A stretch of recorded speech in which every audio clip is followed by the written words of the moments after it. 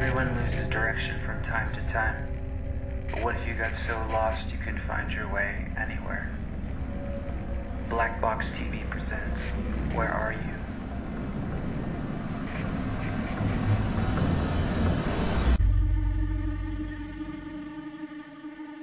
Society today is composed of a series of institutions. From political institutions, legal institutions, religious institutions, to institutions of social class, familial values, and occupational specialization. It is obvious the profound influence these traditionalized structures have in shaping our understandings and perspectives. Yet, of all the social institutions we are born into, directed by, and conditioned upon, there seems to be no system as taken for granted and misunderstood as the monetary system. Taking on nearly religious proportions, the established monetary institution exists as one of the most unquestioned forms of faith there is. How money is created, the policies by which it is governed, and how it truly affects society are unregistered interests of the great majority of the population.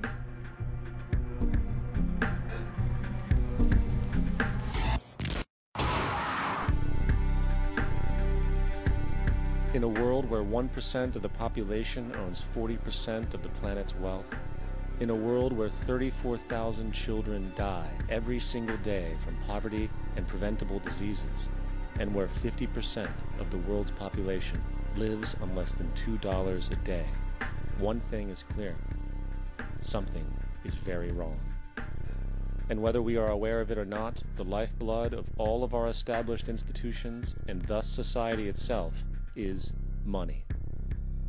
Therefore, understanding this institution of monetary policy is critical to understanding why our lives are the way they are. Unfortunately, economics is often viewed with confusion and boredom.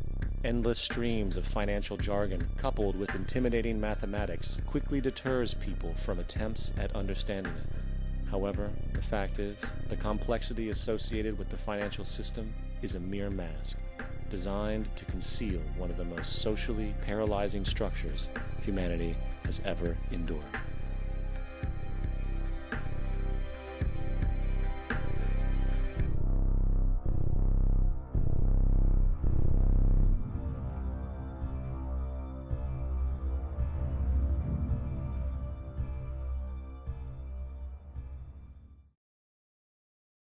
A number of years ago, the Central Bank of the United States, the Federal Reserve, produced a document entitled Modern Money Mechanics.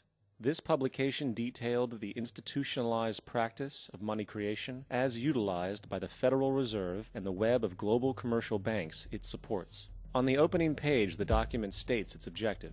The purpose of this booklet is to describe the basic process of money creation in a fractional reserve banking system. It then proceeds to describe this fractional reserve process through various banking terminology, a translation of which goes something like this. The United States government decides it needs some money, so it calls up the Federal Reserve and requests, say, $10 billion. The Fed replies, saying, sure, we'll buy $10 billion in government bonds from you.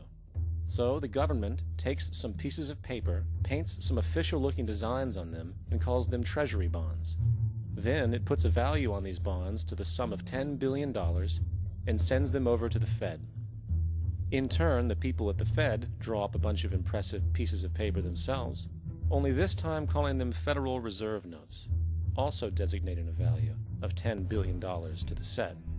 The Fed then takes these notes and trades them for the bonds. Once this exchange is complete, the government then takes the $10 billion in Federal Reserve notes and deposits it into a bank account. And upon this deposit, the paper notes officially become legal tender money, adding $10 billion to the U.S. money supply. And there it is. $10 billion in new money has been created. Of course, this example is a generalization, for, in reality, this transaction would occur electronically, with no paper used at all. In fact, only 3% of the U.S. money supply exists in physical currency. The other 97% essentially exists in computers alone.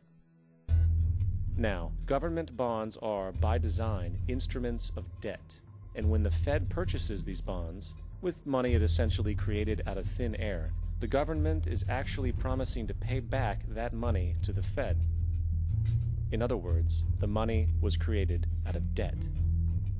This mind-numbing paradox of how money or value can be created out of debt or a liability will become more clear as we further this exercise. So, the exchange has been made and now $10 billion sits in a commercial bank account. Here's where it gets really interesting. For as based on the fractional reserve practice, that $10 billion deposit instantly becomes part of the bank's reserves, just as all deposits do. And regarding reserve requirements, as stated in modern money mechanics, a bank must maintain legally required reserves equal to a prescribed percentage of its deposits. It then quantifies this by stating, under current regulations, the reserve requirement against most transaction accounts is 10%. This means that with a $10 billion deposit, 10% or $1 billion is held as the required reserve, while the other $9 billion is considered an excessive reserve and can be used as the basis for new loans. Now, it is logical to assume that this $9 billion is literally coming out of the existing $10 billion deposit. However, this is actually not the case. What really happens is that the $9 billion is simply created out of thin air on top of the existing $10 billion deposit. This is how the money supply is expanded. As stated in modern money mechanics, of course they, the banks, do not really pay out loans from the money they receive as deposits. If they did this, no additional money would be created. What they do when they make loans is to accept promissory notes, loan contracts, in exchange for credits, money, to the borrower's transaction accounts. In other words, the $9 billion can be created out of nothing simply because there is a demand for such a loan and that there is a $10 billion deposit to satisfy the reserve requirements. Now, let's assume that somebody walks into this bank and borrows the newly available $9 billion. They will then most likely take that money and deposit it into their own bank account. The process then repeats, for that deposit becomes part of the bank's reserves. 10% is isolated, and in turn 90% of the $9 billion, or $8.1 billion, is now available as newly created money for more loans. And, of course, that 8.1 can be loaned out and redeposited, creating an additional 7.2 billion, to 6.5 billion, to 5.9 billion, etc. This deposit money creation loan cycle can technically go on to infinity. The average mathematical result is that about $90 billion can be created on top of the original $10 billion. In other words, for every deposit that ever occurs in the banking system, about 9 times that amount can be created out of thin air. Money jitters? Ask the obliging Bank of America for a jar of soothing instant money, M-O-N-E-Y, in the form of a convenient personal loan. So, now that we understand how money is created by this fractional reserve banking system, a logical yet elusive question might come to mind. What is actually giving this newly created money value? The answer? The money that already exists. The new money essentially steals value from the existing money supply. For the total pool of money is being increased irrespective to demand for goods and services. And as supply and demand finds equilibrium, prices rise, diminishing the purchasing power of each individual dollar. This is generally referred to as inflation, and inflation is essentially a hidden tax on the public.